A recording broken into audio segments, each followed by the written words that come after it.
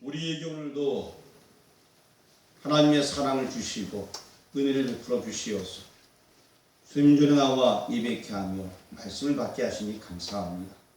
오늘도 이 말씀 인하여서 예수 그리스도 그분만 섬기며 믿음으로 중전에 나갈 수 있는 우리들 되어질 수 있도록 인도하여 주옵소서. 마음을 열어 주옵소서. 예수님의 이름으로 기도합니다.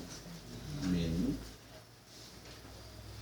인류에 있어서 최대의 표적, 그것은 바로 예수님의 죽음과 부활이라 할 수 있습니다.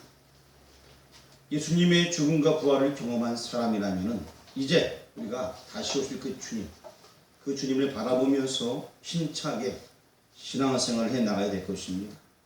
최대의 표적을 보고도 주님의 말씀을 의지하고 방황하는 자들이 있다면 오늘 말씀을 통하여서 정말 예수님밖에 없음을 다시금 고백하며 그 사랑 가운데 더 깊이 들어갈 수 있는 우리 모두가 되기를 주의 이름으로 축원합니다. 성경의 복음서가 차지하는 좌표는 하나님께서 구약시대에 언약하시고 예언하시고 여러 부분 여러 모양으로 말씀하신 메시아 그리스도가 오셨으며 구속을 성취하셨다는 것을 증명한 데 있습니다. 이를 증명하기 위해서 복음서는 크게 두 부분으로 나눠지게 됩니다. 앞부분은 예수님이 누구신가, 뒷부분은 그가 왜 오셨는가, 이것을 말씀해 주고 있습니다. 자, 앞부분은 어떤 내용이라고요? 예수님이 누구신가, 여기 초점을 두고 있습니다. 뒷부분은요, 그가 왜 오셨는가. 제가 이 이야기를 계속 3주째 이야기하고 있습니다. 앞부분은 예수님이 누구신가, 뒷부분은 그가 왜 오셨는가. 그래서 9장에 보게 되면 분기점을 대한 바가 있습니다. 베드로가 주는 그리스도시다라는 고백을 하게 됩니다. 그 이후에 예수님께서는 왜 오셨는가? 십자가를 담당하기 위하여서 이제 그 주님께서 왜 오셨는가에 대해서 설명을 해주고 계십니다. 누가복음 9장 51절 말씀에 예루살렘을 향하여 올라가기로 굳게 결심하시고, 이제 예수님께서는 예루살렘을 향해서 굳게 결심하시고 올라가는 중인 것입니다. 11장은 이제 왜 오셨는가를 말씀해 주고 있는 그러한 문맥이 되는 것입니다. 복음서를 주의 깊게 관찰해 보면 주님의 관심은 온통 하나님 나라, 여기에 가득 차 있습니다. 하나님 나라가 너무나 중요하기 때문에 이 하나님 나라에 대해서 설명을 해주고 있습니다. 10장의 주제는 하나님 나라가 가까이 왔다라는 것입니다. 오늘 말씀을 많이 읽을 텐데요. 성경을 빨리 찾으시는 분 빨리 찾으시고요. 눈이 안 좋으신 분은 앞으로 앉아서 말씀을 읽어주시길 바랍니다. 여기 누가복음 10장 9절 말씀을 적어놨는데요. 함께 읽도록 하겠습니다. 거기 있는 병자들을 고치고 또 말하기를 하나님의 나라가 너희에게 가까이 왔다 하라. 자, 이제 누가복음 10장 9절에서는 하나님의 나라가 가까이 왔다, 이겁니다. 11장 20절 말씀을 한번 보겠습니다. 여기 적어놨습니다. 같이 읽겠습니다. 시작. 그러나 내가 만일 하나님의 손을 힘입어 귀신을 쫓아낸다면 하나님 나라가 이미 너희에게 임하였느니라. 이제는 하나님 나라가 임하였다라고 말합니다. 앞장에서는 가까이 왔다, 11장에서는 임하였다라고 말합니다. 오늘 지금 11장 29절부터 말씀을 보고 있는데요. 11장 앞부분에서는 기도에 대한 말씀을 얘기해 주고 있습니다. 제자들이 주님께 어떻게 기도해야 할 것인가 라고 물었습니다. 주님께서는 기도를 가르쳐 주셨습니다. 그 기도가 여러분 알다시피 주님께서 가르쳐 주신 기도, 주기도문이에요. 그래서 그 기도는 아버지 하나님하고 그 하나님을 나의 아버지로 부르는 거예요. 더 이상 나의 아버지가 사탄, 마귀, 세상 것이 아니라 나의 아버지는 하나님이다 라고 고백하는 것입니다. 그리고 그분의 이름에 대해서 이야기하고 그분의 나라가 임하오시며, 그 나라가 무슨 나라입니까? 하늘나라 아닙니까? 그리고 인류와의 양식, 또 제 시험 등에 관해서 말씀을 해주셨습니다. 이 주기도문 내용을 쫙 하신 다음에 그 위에 무슨 말씀을 했냐면 구하라, 찾으라, 두드리라, 이렇게 누가복음 11장에서 말씀을 해주고 있습니다. 사람들은 이 구하라, 찾으라, 두드리라 여기서 많이 넘어가요. 시험에 드는 거예요. 하나님, 제가 우리 사업 잘 되게 하느라고 내가 10년 동안 기도했는데 쫄딱 망했어요. 하나님 말이에요.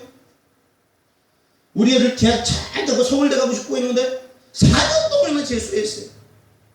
맨날 기도했는데. 구하라 찾으라 두드리라를 잘못 생각해서 그렇습니다. 사실 오늘 이 본문에 들어있지 않지만 이 부분을 잠시 설명하고 오늘 본문은 나중에 간단하게 설명하도록 하겠습니다. 구하라 찾으라 두드리라. 시편 105편 3절 말씀을 여기 적어놨습니다. 우리 한번 시편 105편 3절 말씀 같이 봉독하도록 하겠습니다. 시작. 그의 거룩한 이름을 자랑하라. 여호와를 구하는 자들은 마음이 즐거울지로다. 자, 여기 여호와를 구하는 자라는 표현이 나와 있습니다. 우리가 알고 있는 구하라는 것은 여호와를 구하라는 거예요. 아담이 하나님을 바라보고 그를 구해야 되는 게 선악과를 바라봐 마귀에 넘어갔어. 마귀는 따라갔더니만 망하게 된 거예요. 구하라는 의미가 하나님 나 떡 주세요 이게 아니에요. 여호와를 구하라. 이 메시지예요. 시편 24편 5절 말씀도 적어놨습니다. 시편 24절 5절 말씀 한번 읽어보겠습니다. 시작. 그는 여호와께 복을 받고 구원의 하나님께 의를 얻으니. 그 다음 절요 6절 시작. 이는 여호와를 찾는 족속이요 야곱의 하나님의 얼굴을 구하는 자로다. 살라. 그렇습니다. 야곱의 하나님의 얼굴을 구하는 자. 제가 한 절은 넘어갔습니다만 거기도 마찬가지로 여호와의 얼굴을 구하라는 얘기예요. 그 하나님을 찾으라는 얘기예요. 그 하나님을 구하라고 성경에서 말씀하고 있습니다. 찾으라. 예레미야 29장 13절 말씀 적어놨습니다. 한번 예레미야 29장 13절 읽어보겠습니다. 너희가 온 마음으로 나를 구하면 나를 찾을 것이요 나를 만나리라. 그리고 누구를 찾으라는 얘기예요? 예, 맞아요. 여호와 하나님을 찾으라는 거예요. 사람들은 구하고 찾으라니까 나 황금이 필요합니다. 황금 주세요. 나는 뭐가 필요합니다. 뭐 주세요. 뭐 주세요. 뭐 주세요. 예전에 도깨비들이 방맹이 하나 갖고 다니죠. 그래서 금 나와라 뚝딱 은 나와라 뚝딱 이러죠. 하나님이 그런 분이 아니셔요. 신앙생활하는 사람이 구하라 찾으라 두드리기 잘못 설명하면서 뚝딱뚝딱거리면 다 나오는 줄 알아요. 그런 의미가 아닙니다. 하나님을 구하고 하나님을 찾으라 라고 오늘 성경에서 주기도문 가르쳐준다고 말씀하고 있는 거예요. 아버지가 하나님이시니까 주기도문 가르쳐준 다음에 구하라 찾아 드리라. 하나님을 구해야만 한다. 그래야지만 길이 열린다. 그 얘기를 하고 있는 것입니다. 그리고 두드리라도 한번 살펴보겠습니다. 히브리서 9장 8절 같이 한번 읽어보도록 하겠습니다. 성령이 이로써 보이신 것은 전망이 서 있을 동안에 성습에 들어가는 길이 아직 나타나지 아니한 것이라. 한마디로 말하면은 구약시대는 문을 두드려도 아직 열려지지 않았던 시대예요. 그래서 첫 장막 한번 우리 히브리서 10장 20절 말씀도 그 다음에 있습니다. 한번 읽어보겠습니다. 시작. 그 길은 우리를 위하여 휘장 가운데로 열어놓으신 새로운 살 길이요 휘장 곧 그의 육체니라. 이게 무슨 얘기입니까? 어느 때의 이야기입니까? 주님께서 우리 죄를 대속하심으로 성소의 휘장 위로부터 아래 쫙 찢어졌습니다. 그때를 가리키는 것입니다. 이 문을 이제는 열어놓은 시대가 되었습니다. 이 문을 지금 오늘 본문에서는 열어놓기 위하여서 예수님께서 예루살렘으로 향해 올라가고 계시는 중입니다. 굳게 결심하고 올라간다라고 말씀하시고 올라가는 중이에요. 그러면서 구하라 라고 말씀합니다. 찾으라 라고 말씀하십니다. 그 하나님을 구하라는 것입니다. 열린다는 것, 구원의 길이 멀리 있었지만 예수님의 그 피, 성체를 찢음으로 말미암아서 구원의 길이 우리에게 열려졌다는 것입니다. 이제는 그분을 만나야 한다는 거예요. 그 메시지가 구하라 찾으라 두드리라 이 메시지가 되는 것입니다. 문을 두드리라 이 말씀하신 이 말씀 주님께서 먼저 그리고 더 많이 오래도록 여러분의 마음의 문을 두드렸습니다. 단지 우리가 마음을 못 열었던 거예요. 계시록에 보면 잘 나와 있습니다. 계시록 3장 20절 말씀 앞에 적어놨습니다. 다 같이 한번 읽어보겠습니다. 볼지어다 내가 문 밖에 서서 두드리노니 누구든지 내 음성을 듣고 문을 열면 내가 그에게로 들어가 그와 더불어 먹고 그는 나와 더불어 먹으리라. 아멘. 주님께서 무엇을 위해서 무엇을 주시려고 여러분 마음의 문을 그토록 두드리고 계십니까? 여러분 각자의 마음을 왜 그렇게 두드리고 계실까요? 주님과 더불어 그 주님께서는 여러분과 사랑의 교제를 하길 원하십니다. 여러분들은 아버지와 여러분의 아버지, 하나님 아버지와 사랑의 교제를 나누기 위해서 얼마나 문을 두드렸습니까? 이제 누구든지 그 앞에 나갈 수 있는 길이 열려졌어요. 그런데 여러분 얼마나 그 앞에 나와서 기도하고 매달리고 있습니까? 구약시대에는 가고 싶어도 못 들어갔어요. 대제사장, 그의 대제사장만 단 한 사람이 대표로 들어갈 수밖에 없었지만 지금 그 문이 열려졌습니다. 누구나 담대히 나갈 수 있습니다. 여러분들은 얼마나 그 문을 두드렸습니까? 여러분 이 말씀은 신약에만 나와 있는 것이 아니에요. 구약 아가서 5장 2절에 나와 있습니다. 같이 한번 아가서 5장 2절 말씀을 읽어보겠습니다. 내가 잘지라도 마음은 깨었는데 나의 사랑하는 자의 소리가 들리는구나. 문을 두드려 이르기를 나의 눈이 나의 사랑 나의 비둘기 나의 완전한 자야 문을 열어다오. 내 머리에는 이슬이 내 머리털에는 밤이슬이 가득하였다 하는구나. 이 아가서 같은 경우에는 슐라미 여인과 솔로몬과의 어떤 아름다운 사랑, 즉 하나님과 우리 인생의 사랑에 대해서 얘기해 주고 있습니다. 자, 여기도 마찬가지예요. 문을 두드리는 분은 주님이십니다. 단지 우리가 우리 마음을 열지 않았습니다. 우리가 주님께 나오지 아니했습니다. 이러한 주님을 밖에 세워둔 채 우리는 축복만 구하고 있습니다. 여러분 그림 중에 보게 되면 예수님께서 문을 두드리는데 우리가 마음 다 닫은 그림 알고 계시죠? 문 안 여는 그림. 바로 그거예요. 누구든지 나갈 길이 열려 있는데도 불구하고 이제는 그분 앞에 안 나간다는 것입니다. 사람들이 이러한 주님을 밖에 세워둔 채 뭘 거는지 아십니까? 하나님 저에게 축복해 주옵소서, 복 주시옵소서, 저에게 은사를 주옵소서, 저에게 기적을 주옵소서. 기적이는 좀 마트가 많이 팔아요. 자꾸 엉뚱한 거예요. 만약에 여러분 주님께서 솔로몬이 1,000배 들을 때 내게 뭐 줄까 물어봤습니다. 솔로몬은 지혜를 달라고 얘기했습니다. 여러분은 지금 그 주님께서 여러분에게 무엇을 줄 거라고 물어본다면 어떻게 얘기하겠습니까? 김춘자 목사님 뭐 달라고 하고 싶어요? 주님 앞에. 여러분 뭘 달라고 하고 싶습니까?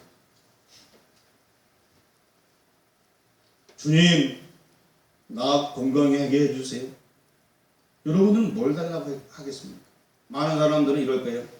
예수님 저 돈이 필요해요. 돈 주세요. 돈 주세요. 돈 이럴 거예요. 아니면 어떤 사람은 명예를 달라고, 건강을 달라고. 여러분의 고백은 이런 고백이 되었으면 좋겠습니다. 한번 따라 하시길 바랍니다. 주님 자신이 필요합니다. 주님 자신이 필요합니다. 주님 내 마음속에 들어와 주옵소서. 주님 그분이 내 마음에 들어와야 돼요. 그분이 나를 운영해야 되는 거예요. 그러면 만사 다 끝이 다 그 핵심을 원리를 모시고 자꾸 저기 엉뚱한 걸 구하는 거 있습니다. 그러니까 주님 마음이 합당하지 아니하는 기도가 되는 것입니다. 예수님이 내 안에 있어야 됩니다. 예수님 외에 다른 길은 없습니다. 그 어떤 다른 길이 없어요.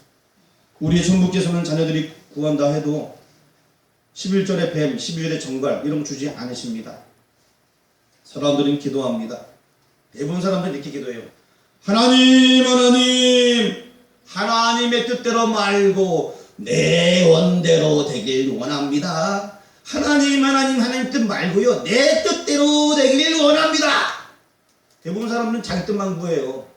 기도할 때. 하나님 뜻은 다 잊어보고 생각도 안 해요. 오히려 하나님 여러분의 모든 것인데 그 하나님의 뜻은 생각하지 않고 하나님의 뜻은 저 멀리 두고요. 내 뜻대로 잘 먹고 잘 살게 해주세요. 이게 이 땅에 많은 사람들이 신앙생활 하면서 구하는 그런 기도의 모습이라는 것입니다. 나의 원대로 돈을 주세요. 그렇게 고집을 부리고 있습니다. 미련하게 구하는 것을 주시지 않음을 인하여 하나님께 감사하시길 바랍니다. 미련하게 구하는 거 안 주세요. 그럼 시편 여기 적어놨는 시편 106편 15절 말씀 한번 읽어보겠습니다. 시작.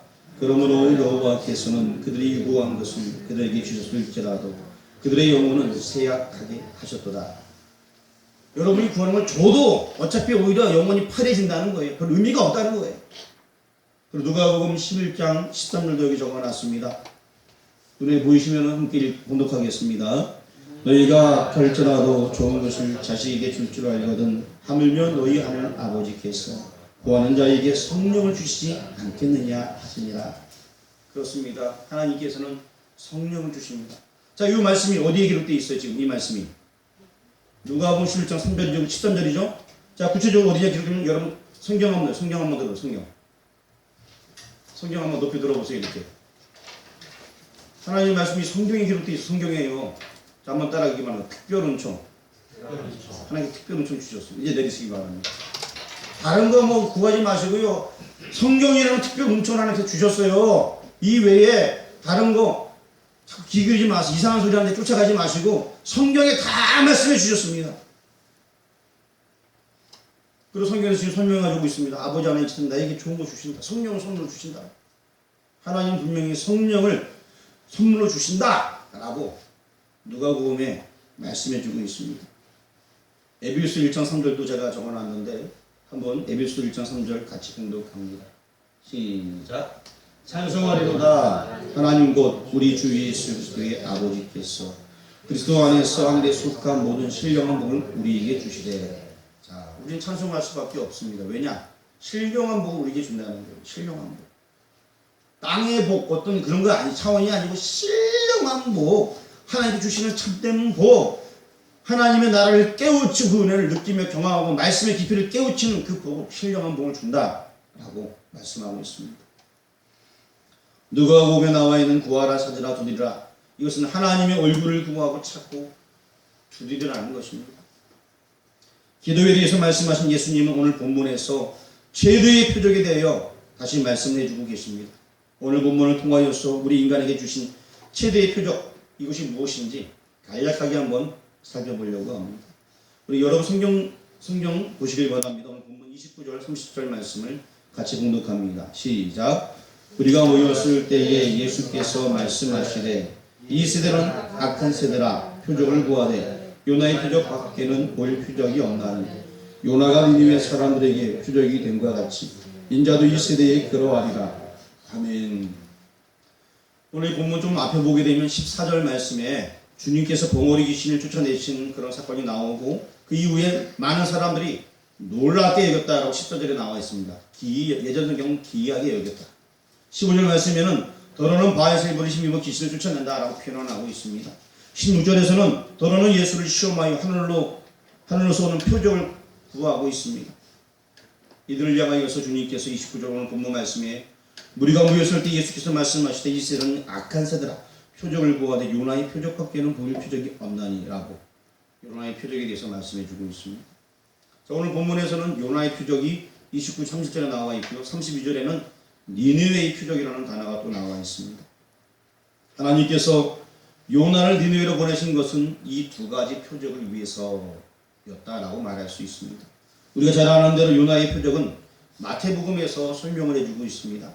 여러분 찾으면 시간은 오래 걸리니까 앞에 적어놨어요. 마태복음 12장 30절 말씀 같이 봉독합니다. 요나가 밤낮 사흘 동안 큰 물고기 뱃속에 있었던 것 같이 인자도 밤낮 사흘 동안 땅속에 있으리라. 요나가 물고기 뱃속에서 3일 동안 있었던 것처럼 예수님 자신도 그렇게 하겠다라고 마태복음에서 말씀해 주셨습니다. 하나님의 명령에 불순종하다가 큰 물고기에 삼키가 된 요나, 이 요나를 통해서도 주님의 죽으심과 다시 사심을 증거할 표적으로 삼으셨습니다. 구약시대에 일어난 이 사건이 예수님께서 죽으시고 다시 사신다는 표적이 되었습니다. 로마서 11장 33절 말씀에 이러한 성경의 내용을 가리켜서 고백하는 부분을 한번 읽어보도록 하겠습니다. 로마서 11장 33절 같이 봉독합니다. 깊도다 하나님의 지혜와 지식의 풍성함이요 그의 판단은 헤아리지 못할 것이며 그의 길은 찾지 못할 것이로다. 그렇습니다. 구약 시대는 자 우리는 어떤 것 내일 일을 예언을 잘 못해요.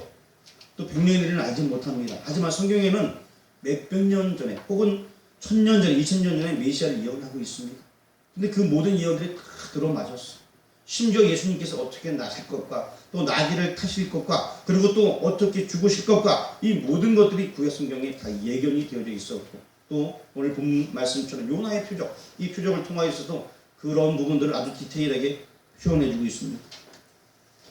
예수님께서 장사 지난 바 되었다가 죽은 자 가운데서 다시 살아나셨다는 부활 사건은 기독교를 생명의 종교가 되게 하는 최대의 표적인 것입니다. 그래서 우리는 부활절이 굉장히 중요합니다. 그 어느 누구도 다시 삶이 없습니다.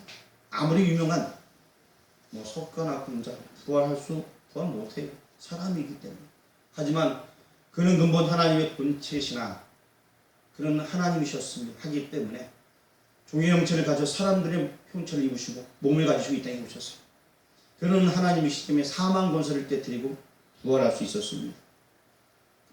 제가 예전에 어느 중에게 제가 물어본 게 있습니다. 템플스테이를 운영하는 좀 이렇게 그 중에서 이제 가장 운영하는 높으신 분이라고 할까요? 그런 분한테 제가 물어봤어요. 궁금한 게 있어서 정말 궁금해서 제가 물어보겠습니다. 많은 사람들이 이 그러니까 부처님 그 앞에서 1000배를 하기도 하고 108배를 하기도 하고 이렇게 하는데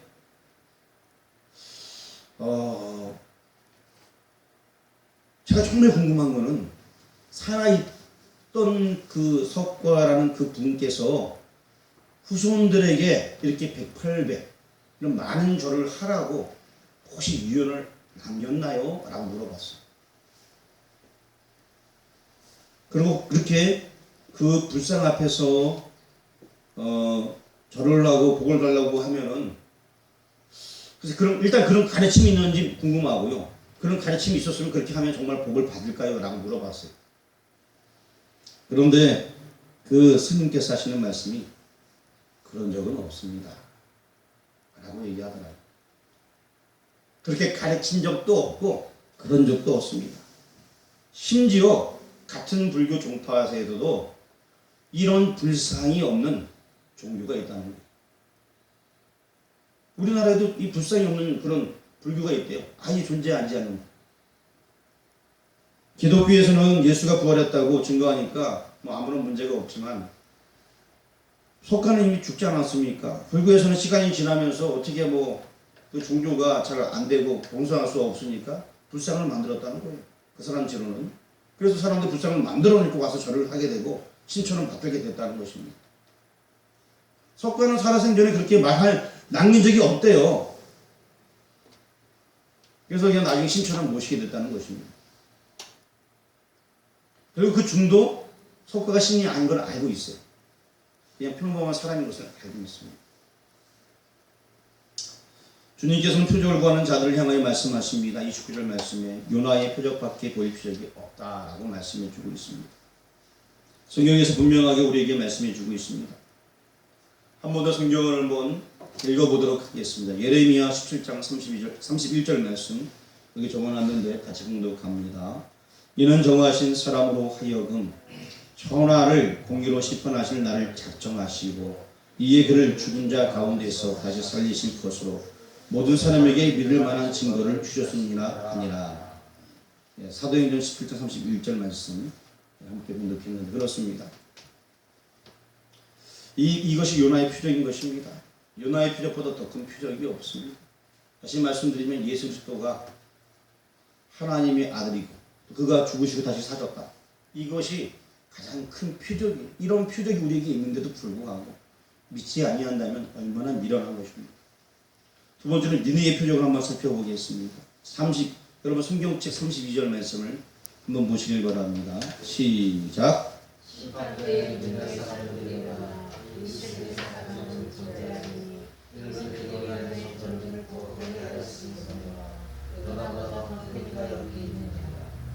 자, 어째서 정죄한다고 얘기했을까요? 이는 그들이 요나의 전도를 듣고 회개했기 때문에 그렇습니다. 그 회개한 사람들은 우리는 회개했는데 왜 이 시대 너희들은 더 큰 표적을 보고서도 회개하지 못하느냐? 라고 지금 그렇게 할 거다라는 그 말씀이에요. 니느웨의 표적은 멸망의 표적으로 제시된 것이 아닙니다. 니느웨는 멸망당하지 않았습니다. 이는 누구든지 어떠한 죄인이라도 요나의 표적을 통해서 회개하기만 하면 구원을 얻을 수 있다고 그것을 보여주는 표적이었습니다. 이것이 바로 니느웨의 표적이에요. 니느웨 사람을 정말 사악하고 우상숭배했습니다. 하지만 그들 요나가 사흘 길을 단 하루만 걸어가서 복음 전했어요. 근데 다 회개했습니다. 이게 무슨 얘기입니까? 어떠한 잘못한 사람도 그분께 나와서 회개하기만 하면 용서함 받을 수 있다는 것입니다.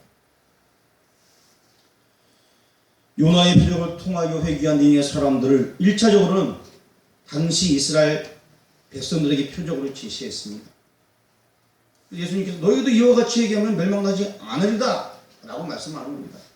야, 너희 유대 사람들아, 너희도 이와 같이 믿기만 하면 된다 라고 말씀해주고 있습니다.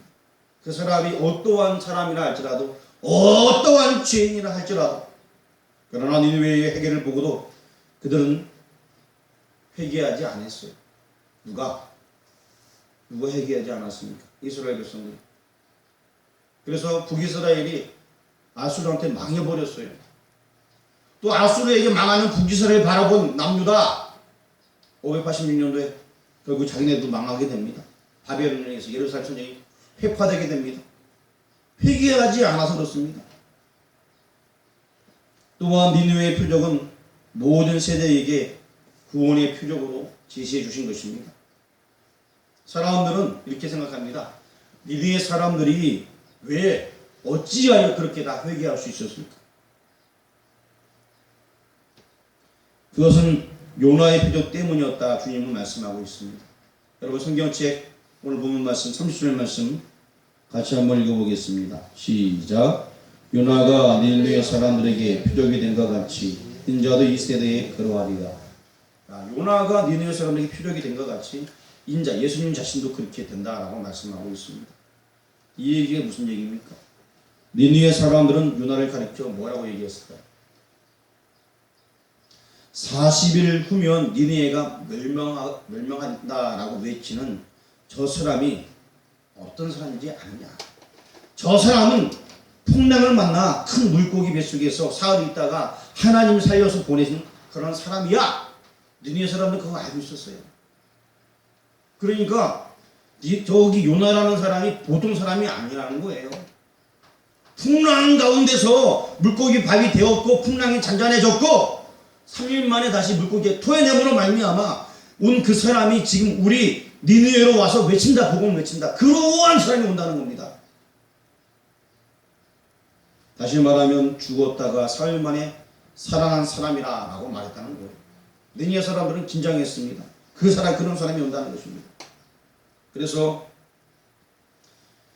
요나의 표적을 통해서 그의 말이 진실성을 믿고 회개하기 이르게 된 것입니다. 이것이 니느웨의 표적이에요. 뭔 얘기인지 아시겠어요?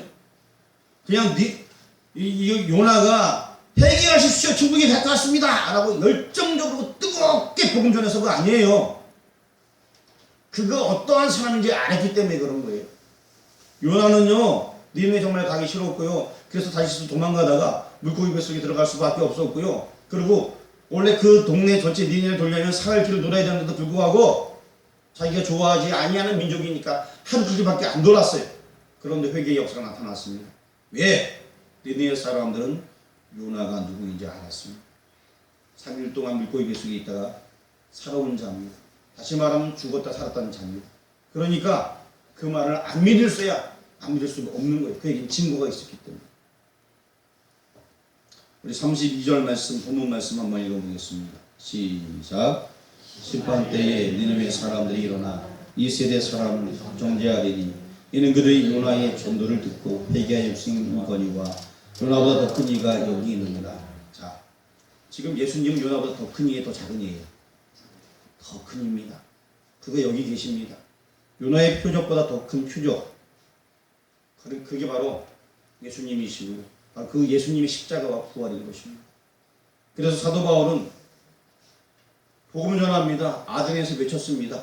사도행전 17장 31절 말씀 여기 적어놨습니다. 한번 사도행전 17장 31절 읽어보겠습니다. 이는 정하신 사람으로 하여금 천하를 공의로 심판할 날을 작정하시고 이 예견을 죽은 자 가운데서 다시 살리시는 것으로 모든 사람에게 믿을 만한 증거를 주셨느니라 하니라. 자, 요나보다 더 큰 이 그분에 대해서 지금 바울이 소개하고 있는 것입니다. 그런데 여러분, 아덴에 있는 사람들이 니느웨처럼 회개했습니까? 안 했습니까? 예, 안 했어요. 니느웨는 죽었던 산자가 우문으로 말미암아 다 회개했습니다. 하지만 사도 바울은 이 예수님 더 큰 자의 이야기를 전했는데 그들이 회개하지 아니했어요. 바울이 이 복음 전했는데 지금 안 됐습니다. 그렇다고 이 바울이 예수님 전하니까 안 됐으니까 이제 복 받으라고 얘기해야겠구나. 복 받으세요, 복 받으세요. 이랬나요? 안 그랬습니다. 고린도전서 1장 18절 말씀을 한번 여기서 모니터를 보면서 읽어보도록 하겠습니다. 고린도전서 1장 18절 같이 봉독합니다. 십자가의 도가 멸망하는 자들에게는 미련한 것이요 구원을 받은 우리에게는 하나님의 능력이라. 자, 사도 바울은 끝까지 십자가의 도를 전합니다. 더 큰 이의 복음에 대해서 계속 전하는 거예요. 오늘날 교회는 어떠합니까? 십자가, 예수 그리스도의 죽음, 부활 계속 전합니다. 전하다가 안 되니까 요즘 교회들은 교회 오면 복 받습니다. 복 받아요. 물론 영생의 복이 가장 중요합니다. 근데 일반적인 복처럼 얘기해 버리는 거예요. 그러다 십자가를 잃어버립니다. 교회 오면 문제가 해결됩니다. 물론 영혼의 문제가 해결되겠지만 아주 중요한 문제인데 그 문제는 얘기 안 한 채 그냥 뭐든지 잘 되는 것처럼 얘기합니다. 신앙생활 잘하는 사람들은 오히려 핍박받습니다. 그게 정말로 좋은 거예요. 예수님의 제자들도 핍박받는 것에서 즐거워했습니다. 복음 전하다가. 마지막으로 요나보다 솔로몬보다 큰 이가 여기 있다라고 성경에서 말씀해 주고 있습니다. 우리 31절, 여러분 성경책 31절 말씀을 한번 읽어보겠습니다. 시작. 심판 때에 남방 여왕이 일어나 이 세대 사람을 정죄하리니 이는 그가 솔로몬의 지혜로운 말을 들으려고 땅끝에서 왔음이거니와 솔로몬보다 더 큰 이가 여기 있으며 솔로몬보다 더 크고 요나보다 더 큰 이가 바로 예수님이십니다. 요나는 자신이 사명을 받아 스스로 니느웨를 찾아갔습니다. 가기 싫은 걸 억지로 가서 복음 전하는 사람이 요나예요. 그러나 남방 여왕은 솔로몬을 찾아갔습니다. 그 말씀을 듣기 위하여서. 니느웨 사람들에게는 듣게 하기 위해서 하나님께서 요나를 보내셨습니다. 남방 여인은 들으려고 왔다는 것, 이 점이 중요한 것입니다. 시편 42편 1절 말씀 앞에 적어놨습니다. 모니터에 있는 말씀을 한번 읽어보겠습니다. 하나님이여 사슴이 신의 문을 찾기에 갈급함같이 내 영혼이 주를 찾기에 갈급하니. 여러분, 이 시대에 주님의 말씀을 들으러 오는 자들이 얼마나 있습니까? 내 영혼이 갈급해서 그 말씀을 들으러 오는 자들. 여러분부터 한번 생각해 보시길 바랍니다. 내가 정말 영혼이 갈급해서 주일날 예배 들으러 오는가? 예배를 안 드리면은 주일날 빼먹으면은 굉장히 찝찝하고, 내가 그래도 몇십 년 신앙생활하는데 교회에 권사인데 집사인데 내가 장로인데 안 나가본 그런 거시기에 그럼 뭡니까? 여기 시편 42편 말씀처럼 정말 내 영혼이 갈급함으로 주의 말씀을 사모해서 주님 전에 나오시는지. 남방 여왕은 솔로몬의 지혜로운 말을 들으려고 땅 끝에서 왔다고 얘기합니다. 그 말씀 듣기 위해서 땅 끝에서. 이 당시에는 정말 그 먼 거리 오기 힘든 시대예요. 그런데도 불구하고 그 말씀 들으려고 왔습니다. 제가 몇 주 전에 성경 공부하면서 여러분이 잠시 설명했던 말씀이 있습니다. 열왕기 10장 8절 말씀인데 한번 여기 적어놨습니다. 같이 한번 읽어보겠습니다. 복되도다 당신의 사람들이요, 복되도다 당신의 이 신하들이요, 항상 당신 앞에 서서 당신의 지혜를 들음이로다. 남방 여왕은 이곳이 부러웠습니다. 솔로몬을 바라보면서 그와 함께 있는 신하들이 너무나 부러웠던 거예요. 솔로몬의 입에서 하나님 말씀을 증거해주고 있는데 그 말씀이 너무나 능력이 있고 권세가 있었기 때문에 그 말씀 듣기가 그 듣는 것이 부러웠던 거예요. 그는 성경이 복되다고 말씀하신 지혜는 솔로몬의 말이 아닌 것입니다. 솔로몬은 또 하나의 예표적인 사람에 불과했습니다. 솔로몬을 통해서 나오는 하나님 말씀인 것입니다. 누가복음 10장 13절 말씀 앞에 적어놨는데 같이 읽어보겠습니다. 시작. 제자들을 돌아보시며 조용히 이르시되 너희가 보는 것을 보는 눈은 복이 있도다. 자, 예수님께서 말씀하신 거예요. 자, 솔로몬보다 더 큰 이가 예수님이시에요. 오늘 본문에 나와 있잖아요. 요나보다 더 큰 이가 예수님이에요. 그 예수님을 보는 이들은 복된 사람이 복된 사람이 아니에요. 복된 사람이에요. 솔로몬의 말을 듣는 그 신하들도 복되도다 하고 남방영화에 땅에서 찾아가서 얘기했는데 예수님 당시 예수님을 본 사람들, 그 말씀을 듣는 사람들은 복된 사람이에요. 오늘 이 시간 준비를 나와서 말씀을 듣는 사람들은 정말 복된 사람입니다. 그걸 영적으로 깨우쳐야 됩니다. 어떠한 복을 내가 당장 받는 것이 아니라 영적인 복을 내가 누리는 삶을 산다는 것. 이건 무엇과 비교할 수 없는 것입니다. 누가복음 10장 24절 말씀도 앞에 적어놨습니다. 함께 읽어보겠습니다. 내가 너희에게 말하오니 많은 선지자와 임금이 너희가 보는 바를 보고자 하였으되 보지 못하였으며 너희가 듣는 바를 듣고자 하였으되 듣지 못하였느니라. 자, 구약 시대에 많은 선지자들이 나와 있습니다. 호세아, 노예, 아모스, 유보다, 미가, 나움, 하박국, 스바냐, 하케스가랴 이런 말약 이런 선지자들이 있습니다. 이사야도 있습니다. 에레미야도 있습니다. 자, 이 사람들 예수님 만나서 못 만났어요. 만났어요? 못 만났어요? 아니 물론 뭐 은혜 가운데 만났겠지만 직접적으로 눈으로 봐서 못 봤어요. 예언만 했습니다. 못 봤습니다. 그렇죠? 누가복음 10장 24절 말씀에 많은 선지자와 임금들이 그 예수님 보고 싶어 했지만 못 만났어요. 하지만 예수님은 그들 앞에 지금 있습니다. 유대 사람들 앞에 있었습니다. 그 사람은 정말 복된 사람들입니다. 오래전 선지자들이 꿈꾸던 복을 들을 수 있다는 것은 참으로 복되고 복된 일인 것입니다. 그래서 복음인 것입니다. 그래서 기쁜 소식이에요. 이것이 너무나 복된 소식이기에 우리가 이 소식을 전하는 거예요. 이것이 바로 복음이고 전도인 것입니다. 주님께서는 이제 마지막이자 최대의 표적인 요나의 표적을 보여주시기 위하여 예루살렘으로 올라가고 계시는 것입니다. 그렇지 않습니까? 예루살렘으로 올라가고 계셨어요. 최대의 표적 십자가 사건을 보여주기 위해서 지금 예루살렘으로 올라가고 있는 중이었습니다. 그러므로 복음 십자가에 머물러 있지 않습니다. 빈 무덤까지 나아가고 있습니다.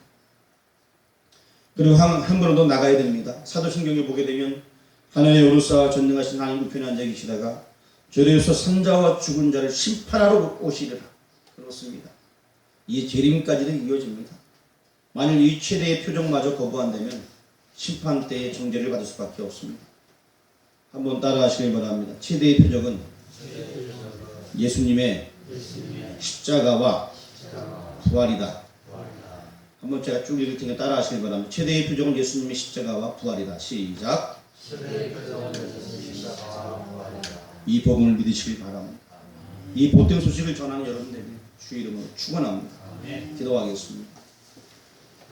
요나의 표적을 통해서도 니느웨 사람들이 회개했습니다. 하나님의 말씀을 대언하는 솔로몬의 입을 통해 나오는 말씀을 통해서도 남방여원이 그 얘기를 들으러 왔고 부러워했습니다. 실제이신 예수님께서 20년 전에 이 땅에 오셔서 십자가와 부활 우리에게 보여주셨습니다. 이 최대의 표적이 우리에게 있는데 아직도 우리가 엉뚱한 것을 찾고 구하고 두드리고 있는지 오직 예수님 그분만 찾고 그분 안에서 기쁨을 누리며 그분의 말씀을 증거하는 삶 살아갈 수 있도록 인도하여 주옵소서. 예수 그리스도의 이름으로 기도합니다. 아멘.